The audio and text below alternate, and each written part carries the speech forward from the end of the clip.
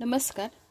बघा, आपण मार्च 2025 मधील निधन वार्ता बघत आहोत. त्यामध्ये आपण बघणार आहोत रमाकांत रथ. आता बघा, त्यांची ओळख म्हणजे काय लक्षात ठेवायचं.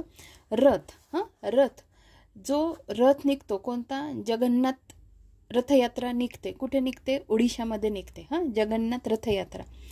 तर जो रथ ओडिशामध्ये निघतो, जगन्नाथ रथ, तो ओडिशाचा आहे. त्यामुळे हे लक्षात ठेवा रथवरून की हे ओडियाचे कवी आहेत. राहील लक्षात, ओडियाचे कवी. बरं, जगन्नाथ, जगन्नाथ म्हणजे कोणाचा अवतार? तर लॉर्ड विष्णू. विष्णू आणि त्यांचा विष्णूंचाच एक अवतार काय? भगवान श्रीकृष्ण. आणि श्रीकृष्ण आणि त्यांच्यासोबत असणारा राधा. राधा, त्यावरून अजून एक गोष्ट कोरिलेट करायची. बघा की त्यांचा ते ओडिया कवी होते आणि श्री राधा हा त्यांचा खूप महत्त्वाचा कविता संग्रह आहे. आता आपण सगळं नीट बघून घेऊ. महत्त्वाचं माझं सांगून झालं की लक्षात ठेवण्याच्या गोष्टी आता आपण वाचून घेऊ. बघा, रमाकांत रथ 16 मार्च 2025 मध्ये त्यांचं निधन झालं, वयाच्या 90व्या वर्षी.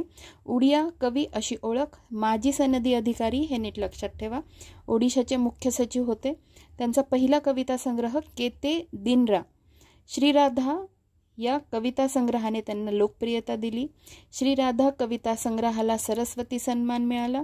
1977ला साहित्य अकादमी पुरस्कार प्राप्त. 2006 पद्मभूषण प्राप्त.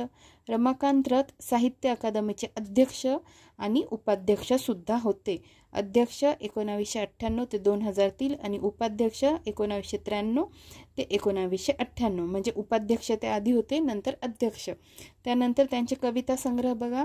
केते दिनारा, अनेक कोठारी, संदेश मृगया, सप्तम ऋतू, सचित्रा अंधारा, श्रीराधा आणि श्रेष्ठ कविता. राहील लक्षात. धन्यवाद.